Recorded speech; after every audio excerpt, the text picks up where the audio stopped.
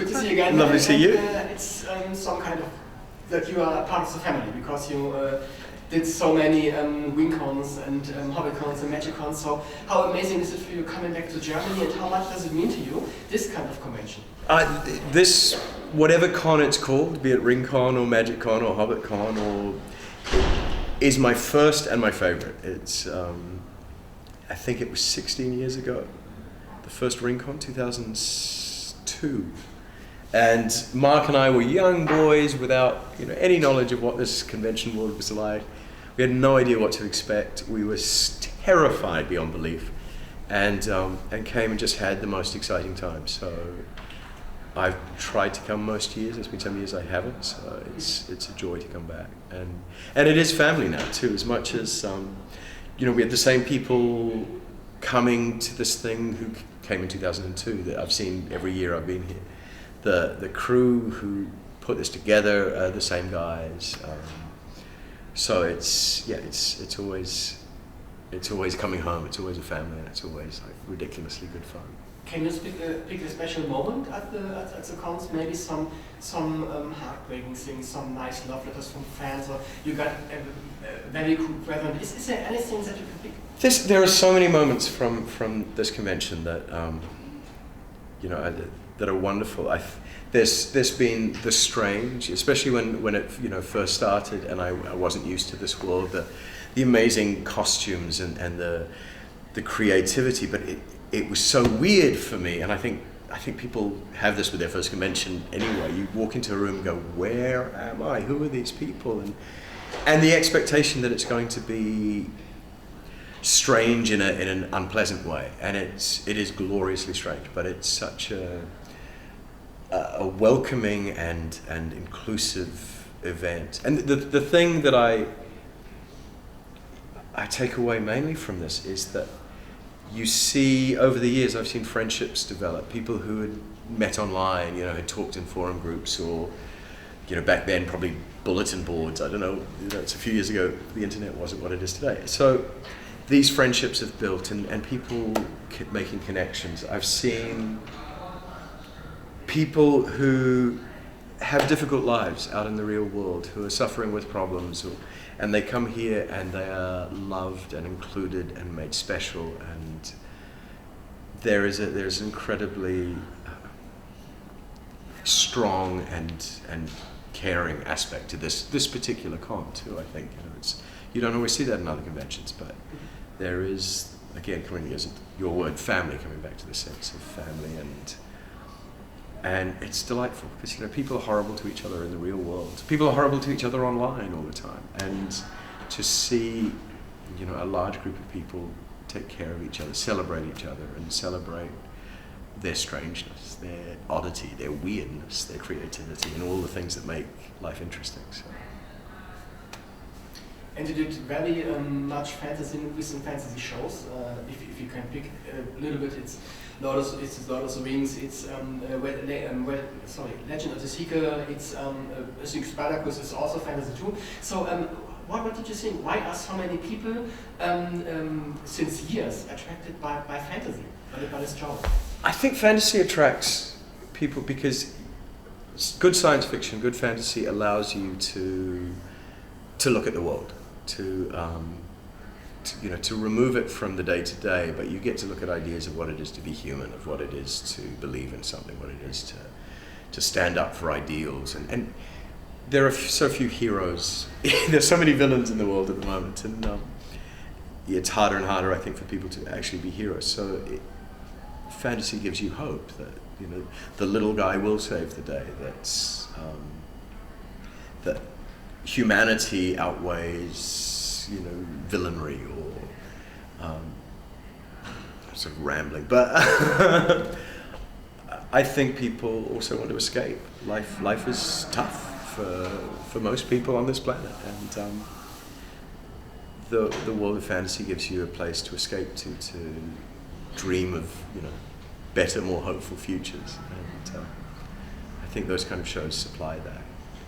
And it's also a great reason to dress up and look fabulous. So. And you played both heroes and villains. So what is more attractive for you?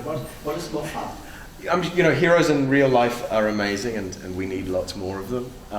But to play in make-believe world, the villain is so much better. I think a hero in film or television is limited. They have to behave in a certain way. They have to be good. Where a villain, you can do anything.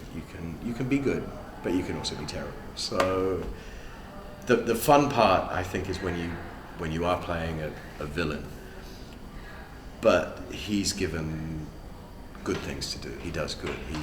He's given a reason for why he's doing what he does. And there is the idea that in real life, no villain ever thinks they're a villain. They don't wake up in the morning going, Putin doesn't wake up in the morning going, wait, actually, maybe he does. But they believe in what they're doing. They believe that they're doing the right thing, and it's the best. They're the best person for that job. So that becomes fun to play with a character, and just to confuse the audience too. Just when they hate you, do something that they like you. So that's good. Can you pick maybe a special moment from your shows where you played a villain, which was for you maybe some kind of a very cool thing? So many cool moments. With Spartacus, the joy for me was getting to be tough, because in real life I'm so untough. And one scene of cutting a man's he annoyed me, so I cut his throat.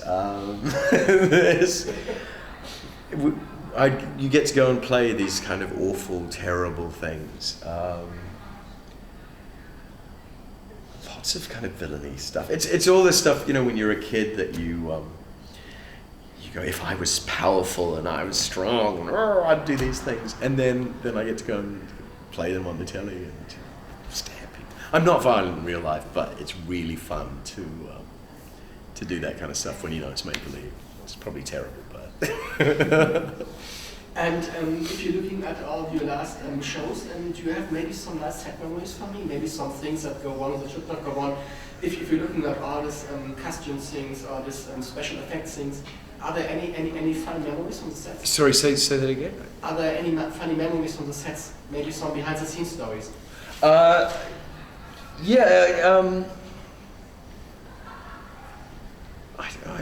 can't think of specifics.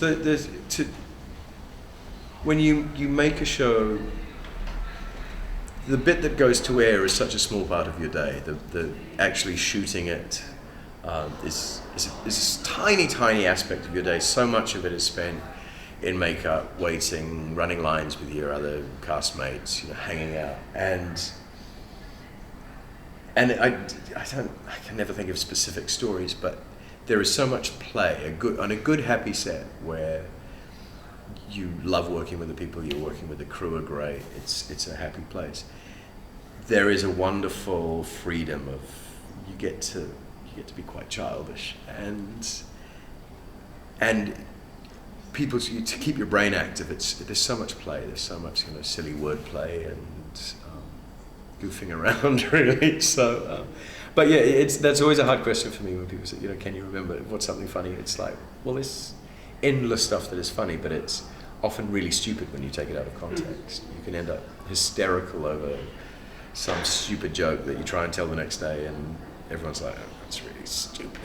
So, Anna Popplewell is very good with cheese jokes. Ask her for some cheese jokes. Okay. Actually, ask everyone you interview for a cheese joke. I'll give you one. Okay. What did the cheese say when it looked in a mirror? Hello, me. Salumi cheese. See, it's one more, and then you have to ask Anna Popplewell for more. What happened to the Queen of England when she ate too much cheese? She got fatter and fatter. Feta cheese. So, genius. Ask Popplewell for more. I will ask her.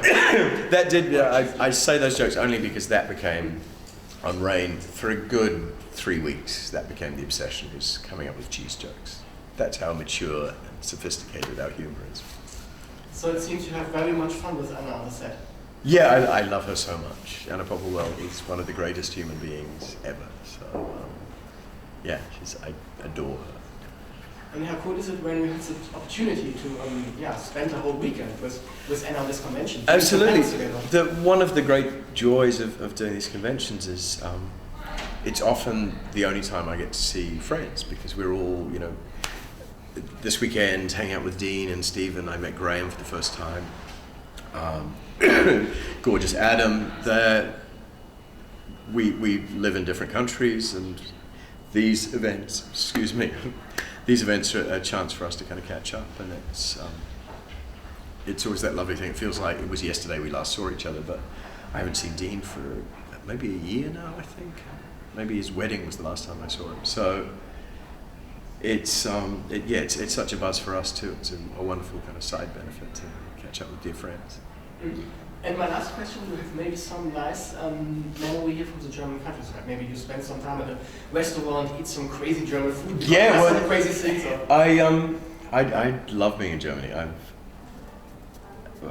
The very first time convention, I think, and at the end of the show, Dirk, who runs it, took everyone out to this fabulous castle just up the road, and I don't think I'd been in Germany. No, I had been in Germany a few years before, but being here as sort of a grown-up, and it was just drinking a wine on the balcony, looking out over this beautiful countryside, going, I'm in a castle, having wine in Germany. And I've done a bit of traveling around. I've made friends who work on this show. I've stayed with them in Berlin and Düsseldorf. So it's the family grows, and I've got to see more of Germany through them and their sort of wonderful tour guiding.